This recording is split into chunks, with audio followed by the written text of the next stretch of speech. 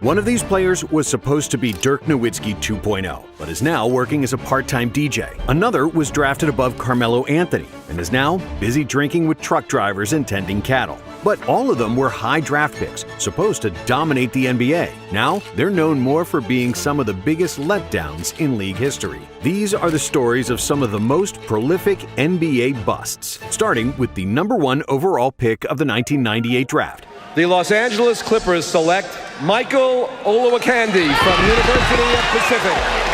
Michael Olowokandi had the weirdest path to the NBA of any player who was ever selected first overall. Olowokandi was born into a rich Nigerian family, and he spent most of his youth living in England, where basketball is one of the least popular sports. Michael first touched a basketball when he was 17, and it was completely by accident after he and some friends found an old basketball in the closet of their high school gym. Because he was 7'1", mobile, and athletic, it wasn't a surprise that Olowokandi was better at basketball than his friends. But when he got to college, he had nobody to play with since his university didn't even have a basketball team. But Olowokandi was determined to play, and on his 20th birthday, he opened up a catalog with a list of 3,000 universities in the U.S. and just randomly selected the University of Pacific in Stockton, California. Olowokandi then called their athletic department, told them he was 7'1" and 265 pounds, and then offered to pay tuition himself if they allowed him to play. Pacific was a small basketball program that hadn't made the NCAA tournament in over a decade.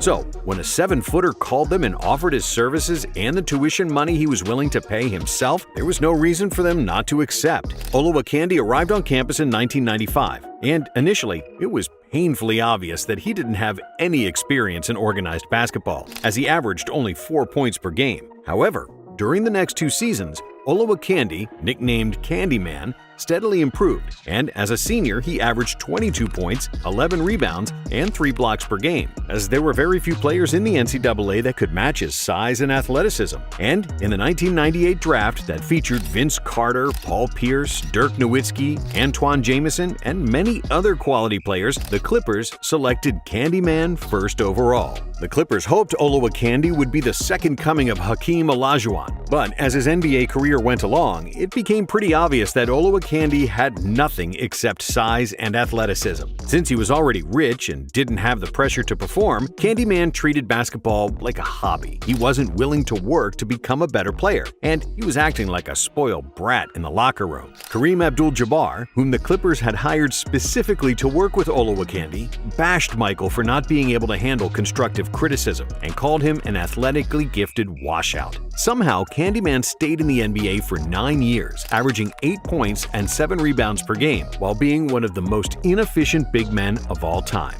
After his career ended in 2007, he appeared on the reality TV show Basketball Wives with his now ex-wife, but after that, he disappeared from the public spotlight. He currently lives in England and travels the world, enjoying the $37 million he made from his hobby, which is a pretty sweet deal. And 8 years after Candyman got drafted first overall, another 7-foot center became the number 1 pick. The Toronto Raptors select Andrea Barzagli. However, his game was completely different. Andrea Barzagli wasn't a physical specimen, but he was a polished offensive player who could shoot the hell out of the ball. That Miami has dealt with before this season. Andrea!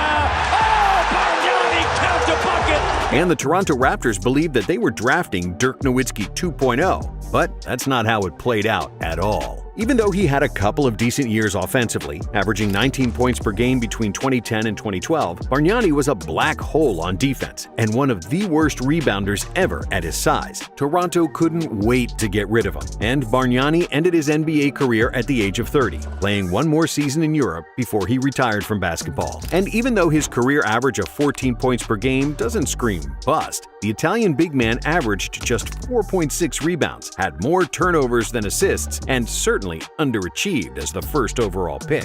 But since his retirement, Barzagli has kept busy, and per his Instagram profile, he's quite a renaissance man, with his activities ranging from blogging to being an astronaut trainee. And even if all of these titles aren't completely true, Barzagli recently appeared on several podcasts where he revealed he's an active tennis player, a traveler, and a full-time dad, which is always great to hear. And despite Barzagli being the first European to get drafted first overall, another European center was a much bigger bust than him. Drafted second overall in 2003, in front of Carmelo Anthony, Dwayne Wade, and Chris Bosh, Darko Milicic became a synonym for European busts due to his hot temper and complete lack of motivation for basketball. By pure talent alone, Darko had it all: size, strength, skill, and a soft touch with his left hand. However, all he ever did in the NBA can be summarized by a Biggie Smalls song: bullshit and party.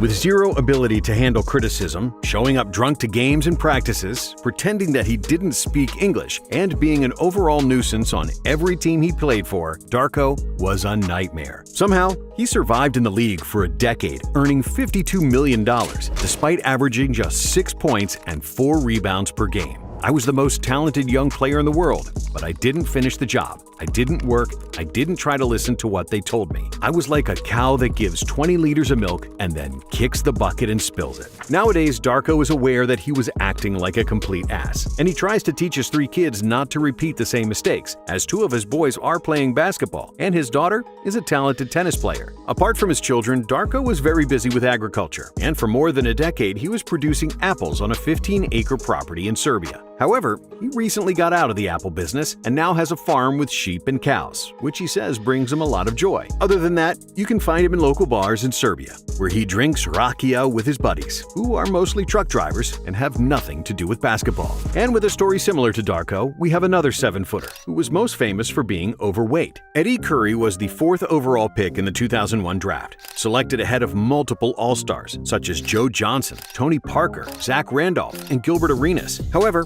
it was easy to see why Curry got drafted so high. A 7-footer with nimble feet, soft touch, and strong as an ox, Curry drew comparisons to Shaquille O'Neal, and he could even make free throws. But in the end, the only thing comparable to Shaq was the number on the scale. After the 2007 season, where he averaged 19.5 points per game for the Knicks, Curry started struggling with mental health, which led to overeating. Curry ballooned to 350 pounds, and from 2008 until his retirement in 2013, he appeared in only 26 games, scoring a total of 70 points while earning more than $10 million per season. He was out of the NBA by age of 30, when most players are in their prime, and today, Curry is mostly busy being a father to his 8 children, and he works as a consultant for young athletes, teaching the importance of mental health and dealing with sports as a business. And another former 4th overall pick who struggled with weight and mental health is now regretting his mistakes as a player. Dion Waiters was the 4th pick in the 2012 NBA draft, and by sheer talent, he was one of the best players in the draft. Waiters averaged 14 points per game as a rookie and 16 points as a sophomore, showing a knack for scoring and forming an exciting backcourt with Kyrie Irving. However, when LeBron James came back to Cleveland, Waiters showed he was not able to adjust to playing off the ball and trying hard on defense, so he quickly got traded to OKC. There, his production dropped because he wasn't in shape.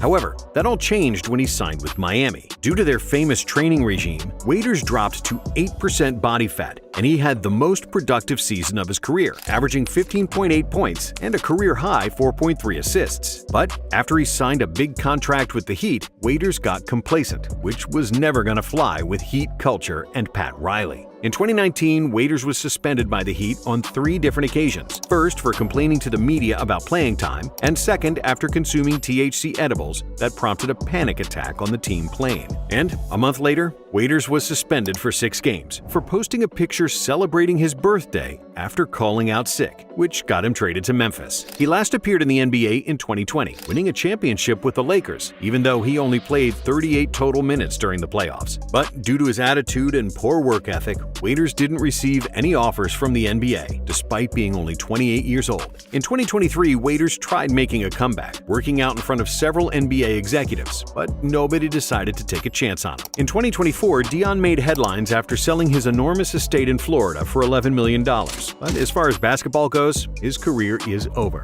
even though he's still only 32 years old. Another high-profile guard with even more talent than Waiters, and was also out of the league at the age of 28, is O.J. Mayo. After dominating in high school and scoring 20 points per game in his only season at USC, Mayo was drafted 3rd overall by the Grizzlies in 2008, and at first, nobody could say that he was a bust. As a rookie, OJ averaged 18 points per game, finishing 2nd in Rookie of the Year voting behind Derrick Rose, and in front of Russell Westbrook, Kevin Love, and Brook Lopez. However, unlike those players who all became All-Stars, Mayo peaked as a rookie, and his numbers kept decreasing, while the problems he had off the court kept increasing. In 2016, 2014, after his second offense for substance abuse, the NBA banned him for 2 years, after which he never played in the league again. However, he continued his career in Puerto Rico, Taiwan, China, Saudi Arabia, and Egypt, where he's still playing now at the age of 37. And 1 year after Mayo got drafted, the 2009 draft had 2 big busts selected in the top 6. The first one was Hashim Thabit, an athletic 7'3" center from Tanzania who shined at UConn, averaging 4.2 blocks per game and winning the Big East Defensive Player of the Year as a junior. After drafting Mayo the year before, the Grizzlies hoped that Thabit would become the NBA's next great rim protector, selecting him second overall. But Thabit proved to be just another tall guy with zero feel for the game. Just like Mayo, his best year was his rookie season, where he averaged 3 points per game, which tells you how big of a bust he was if 3 points was his career high. Thabit was out of the league after 5 years, but he's still an active player, and he currently plays in Taiwan, where he won a Defensive Player of the Year award in 2021. And with the 6th overall pick in the 2009 NBA draft, we have another bust, who wasn't nearly as bad, but he will forever be remembered for getting drafted ahead of Steph Curry. Curry's biggest weakness coming into the league was his small frame, but after they selected Ricky Rubio with the 5th overall pick, Minnesota also had the 6th pick. And instead of Curry, they drafted Johnny Flynn, who's 3 inches shorter than Curry. Flynn had a solid rookie season, averaging 13 points and 4 assists per game, finishing 5th in the Rookie of the Year voting. But then, in his second season, Flynn injured his hip and was never the same. Johnny was out of the league after just 3 seasons, but he continued playing in Australia, China, and Italy before retiring from basketball in 2015, right when Curry won his first MVP.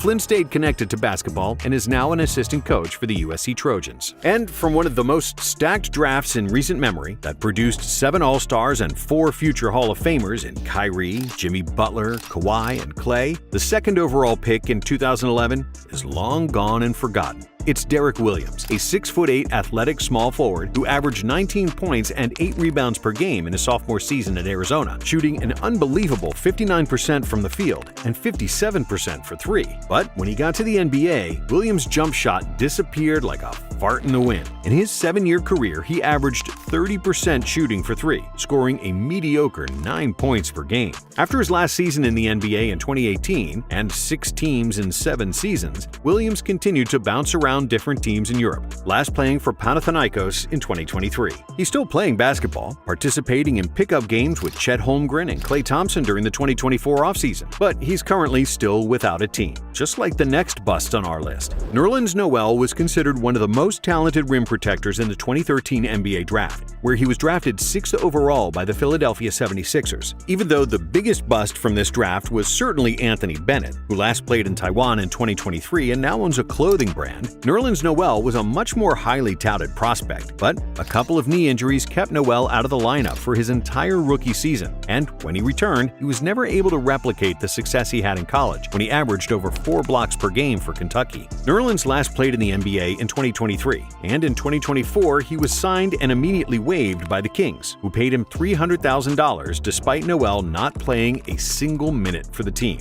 Noel is still only 30 years old, but it seems that he's given up on basketball and is enjoying life with his family with the $45 million he made in the NBA. Thanks for watching.